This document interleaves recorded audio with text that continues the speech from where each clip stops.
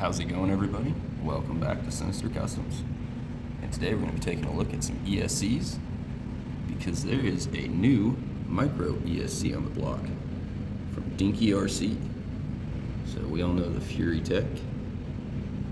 Let's see how it compares to the DinkyRC. Let's take a little bit closer look at the DinkyRC ESC here.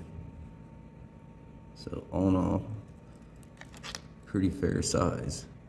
So just compared to the Furitek, I mean, it's almost exactly the same size. So you don't have Bluetooth with this one, unlike the Furitek. As of now, I don't believe they have a tune. I don't believe it's tunable as of right now, but they do have a program coming out, so you'll be able to plug this in kind of like you would a Castle, hook it up to your computer, and then tune it that way.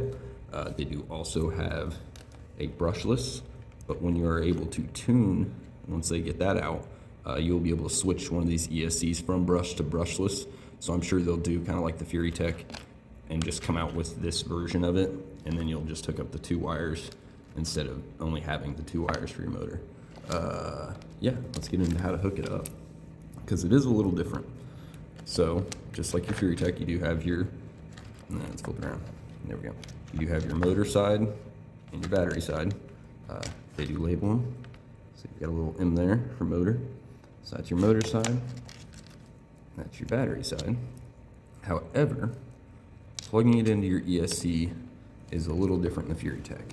So if you notice here on the Furitek, you have 1 plug, 3 wires. And then here on the Dinky, you have 2 plugs, each 2 wires. So the white wire on here is your signal wire. The other one is your ground, the black one. The red one is your power. And then the brown one is also a ground. So let's do like you were hooking it up to your factory V1. Normally, you know, your steering would go in that first column there.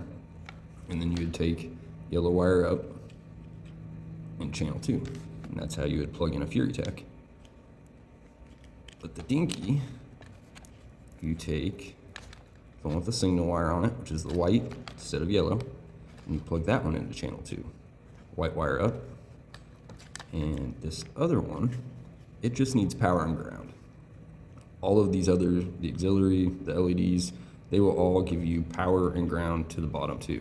So you can plug it into any of those, and then just make sure the red's in the middle and the brown is all the way down, just like that. And that is how you hook up a DinkyRC, and then you will no longer need the power, the motor or the power there. You will use these. It does not have a switch, so just by plugging in and unplugging the battery is how you switch it on and off. But yeah, that is kind of the look over of the DinkyRC ESC. The brushless version is basically the same. These do have a built-in BEC into them that you can request at any voltage. So I don't know in the programming if that'll be tunable, but when you buy your ESC, you can request it to be, I think it's 6.4, 7.5, 8.4, I believe. So it can go all the way up to like 8.4 volts. So that is actually what this one is. Since I didn't have the programming card or able to tune it, I actually gave him all the specs for Notorious. And because Notorious really just hates that FOC, it's got the Mofo Pancake motor in it, the orange one, the original, and Slow-Mo Pancake, and it just absolutely hates the FOC. So being as heavy it is, it's over 900 grams. I'm going to try the Dinky and see how it does with that. So I sent him all the specs. It's all underdriven, all that kind of stuff. And he tuned this one for me, so we'll get that. I'm waiting on some bullet connectors and get that one in and see how that one does in Notorious. But today we'll be trying out the brushed ones. So we'll be comparing all 5 of those ESCs. I guess we will also see how these 2 ESCs do, the DinkyRC and the Furitek, using that one as channel 2 for a receiver and using that one as channel 2 for a receiver. So both the V1 and the Spectrum can be used as just the receiver, So you can use the factory controller with an aftermarket ESC. The blue top, the V2, however, will not do that. Also, the V1 in the Spectrum will run 3S. That one will not. So, but that one does have better crawl control. At least everybody says it does. We'll find out right here. Also, let's say you have a V1 ESC or a Spectrum ESC. Not sure 100% on the Spectrum, but I'm pretty sure it's just the V1 ESC, so I'm pretty sure it'll work. But yeah, the V1 ESC, if you do happen to burn it out, accidentally plug the motor in the battery plug and the battery in the motor plug, something like that, and burn the motor or burn the ESC itself out, 9 times out of 10, the steering and the actual receiver part of it still works. You just fried the ESC part of it. So you can plug in a servo into your channel 2 and use the throttle to see if that still works. And if that still works, if your throttle works and turns a steering servo, then your channel 2 still works and you can still use your V1 ESC as a receiver. So if you burn out your V1 ESC and your channel 2 and your steering still work, you can go get a Dinky or a Furitek ESC and use your factory V1 ESC as the receiver. So if you do burn out your ESC, you can go buy one of these better ESCs for, well, you can buy that one for under 50. That one's like just under 80, I think. So you could buy one of those in comparison to spending 35 on another factory ESC. So those are another option. I also have 3 different rigs we'll be trying these in. So this is a pretty much all stock JLU. It's got wheels and tires, servo, and some just stuff moved around. But other than that, it's all stock. So we'll be running that on a stock motor. See how they do on a stock motor. This one I am running, can't barely see it in there, but that is the Mofo Torque Beast 050. So we'll try the ESCs on the Torque Beast. And this one has the Furitek Chameleon. So we'll try them on the Chameleon as well. So 3 different motors from stock to 2 other companies. And then 5 different ESCs. So we'll see if brushed ESCs really make a difference, if it's really worth buying a brushed ESC. And yeah, let's get to it. Starting out, we have a stock motor on the V1 ESC. I'm going to give it as little throttle as possible and try to get it up that hill.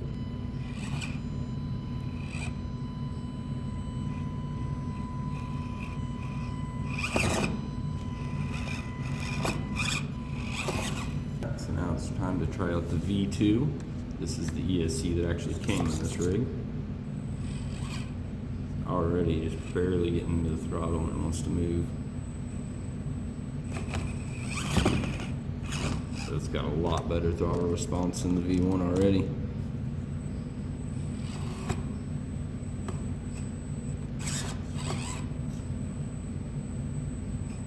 Even as little as I can.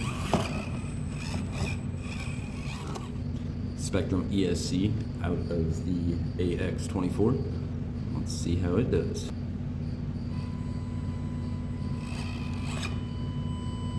I already had to give it more throttle than I did the V2. It almost seems worse than the V1. Alright, so now we got the Furitek ESC, the Iguana, on the Spectrum, using the AX24 Spectrum receiver ESC combo as my receiver. So let's see its control. Oh yeah, way better than factory. I don't know. I still almost like the V2.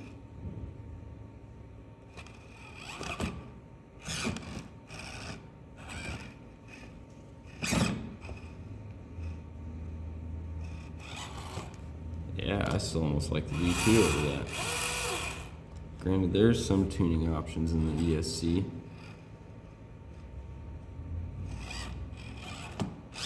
But I've already got to give it way more throttle than what I'd have to with the V2.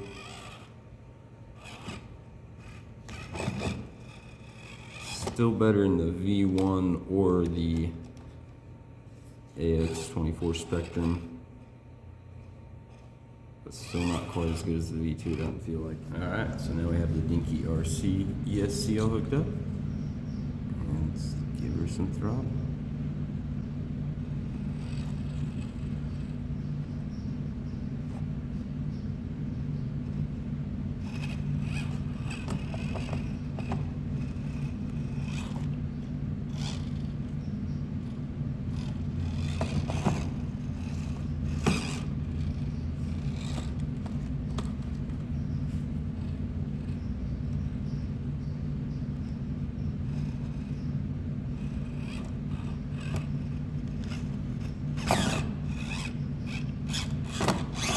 All in all, it seems pretty comparable to the Furitek. I guess a big thing on this is also the receivers that I'm using, the controllers. I mean, the V2, that could just definitely be a better controller and receiver. I don't know, Spectrum's normally pretty good. These are the controllers they use with all their high-end stuff.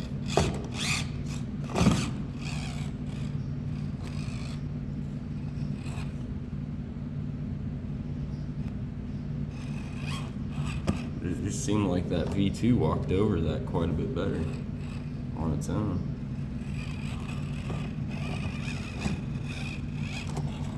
Let's throw them all in some bigger motors, see how they do. Alright, well for that round, the stock motor, I think the V2 ESC definitely took the win for that. But I also think partially the Furitek and the DinkyRC ESCs were hindered by the receivers of the Spectrum, or hindered by the receiver of the Spectrum controller and all that. So I will try on these next go rounds using an aftermarket receiver with my Spectrum Rugged. So see if that has any difference in controlling the ESCs, because I felt it was more that I just had to give it more throttle to get up, and that could have been just the calibration of the receiver and not necessarily the ESCs themselves, because both the Furitek and the DinkyRC did that. I had to give it more throttle to get up there than I did the V2. The V2, I just barely had to give it any throttle. Even when it started to get some hesitation, I just had to give it a little more. It didn't take much, and it would get right up over that. Both the Dinky and the Furitek, well, and the Spectrum and the V1, you had to give it quite a bit of throttle to get over that, and once it did, it really wanted to jump, to whereas the V2 just kind of went over that, and it had a little bit of a jump afterwards, but it flowed a lot easier. We'll go with the Mofo Torque Beast next, and see how they do with a 050 motor. So first we're going to give the V2 a shot, and I'm not even going to run the V1 or the Spectrum, just because we know the V2 is better than both of those. So I'd mainly be running those as receivers only, as we talked about. I'm going to run the Rugged for my controller with the other ESCs. So let's see how the Torque Beast with the V2 does. Oh yeah. So now we have the Furitek Iguana ESC paired with the Mofo Torque Beast and running the Spectrum receiver. So let's see how that does. Oh, already off the bat, the throttle response is amazingly better. Oh yeah. So yeah, that whole dilemma before was definitely from the receiver, because the throttle response now is crazy. Barely giving it any throttle and it wants to get up that.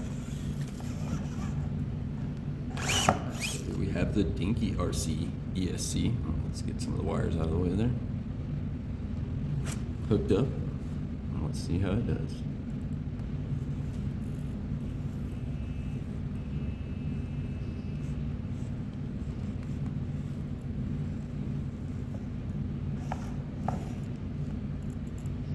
Pretty good.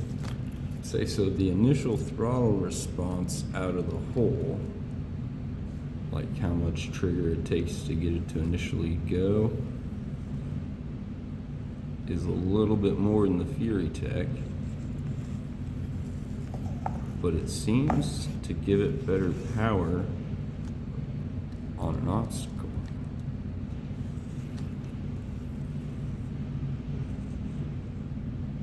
So of course, with the brush motor, you're gonna have to give it a little more. And you can tell it doesn't quite jump as much once it gets over that obstacle. So it seems to have better control with a load. It's just its startup is a little bit quicker, a little bit jumpier. I think the Dinky is definitely pretty comparable to the Furitek, and both of them, as soon as I switched over to this receiver, livened up a lot. So I think they were being held back quite a bit by the controller.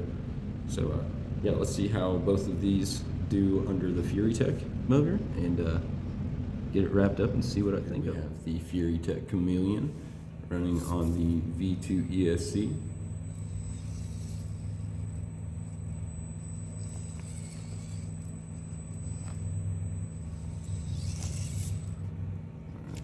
Pretty nice, pretty nice. And with these bigger tires, it's going to take a little more throttle to get up there. Alright, now we got the Furitek ESC in there. And let's see what it does. So yeah, it already has better throttle response than the V2.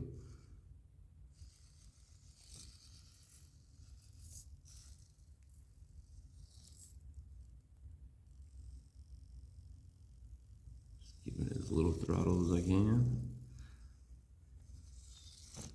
It goes up that nice.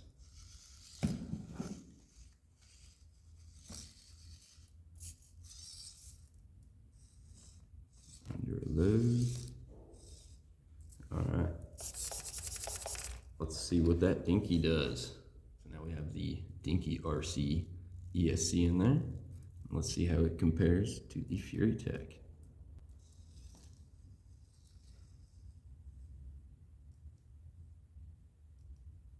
Like I was saying before, I've got to give it a little bit more throttle than the Furitek, but it is still pretty controllable.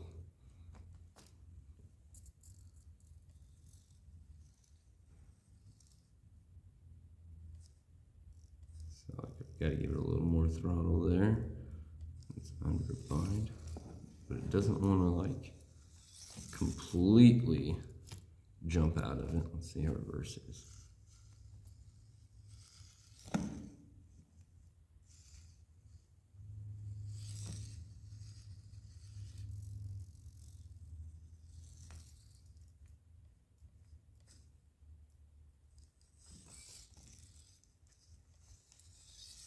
So yeah, that is still pretty impressive. All right, so we just got done testing out all these ESCs.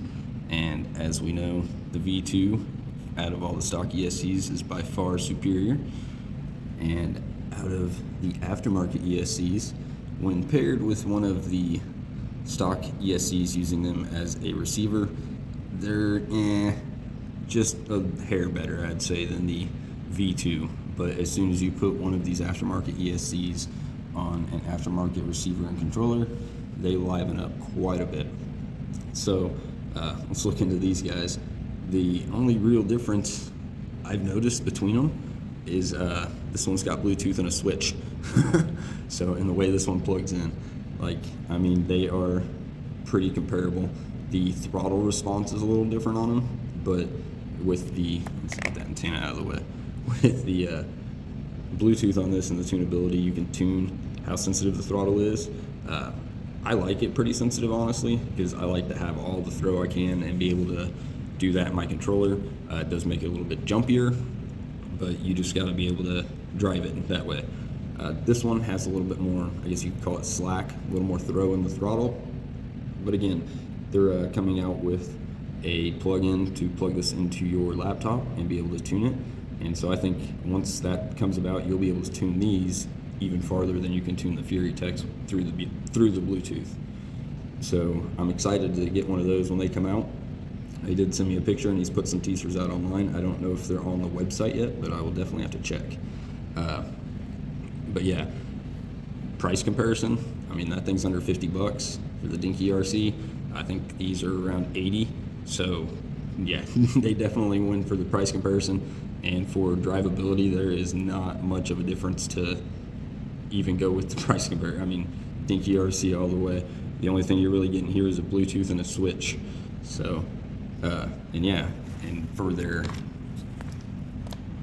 brushless, I'm excited to try that. I'm super excited. Again, just waiting on my bullet connectors. I don't know, I might even straight solder it into the motor. Too excited to try it out. But this is going to be going in Notorious. So I've had a problem with Notorious running the slow-mo pancake. It does not like the FOC. Like, I mean, this thing, the motor in the beginning, it doesn't want to get up something if it's got a load. It'll just jitter. And the motor doesn't get hot or anything. Like, even once you get it out of a load, like if I can get the wheels to start spinning good and get it out of FOC and then set it down somewhere where it would normally not get out of FOC, it'll crawl right up and no problem. I mean, this thing's got more than enough power. It's just the ESC, I believe, is holding it back with that FOC trying to do something that it shouldn't. Like, because this thing weighs 970 something grams, I think, with the battery in it. So this thing's an absolute beast. And then it's got the huge wheels and tires on it. It's got the Mofo brass island spacers in there. They weigh a lot. So, I mean, this thing is just a beast, and trying to get that to move with that FOC, just doing the slow crawl is not, it just does not like it. So I'm hoping to remedy that problem with the ESC here from DinkyRC. And we are going to try that out. I sent him all the specs to Notorious here, and we'll see how that does. But stay tuned for that one. And as for the brushed ESCs, I mean, if you want to spend the extra money to get the Bluetooth and a switch, go for the Furitek. But I mean, the DinkyRC did just as well. So if you like saving money, I'd go with the DinkyRC. Have a good one, guys.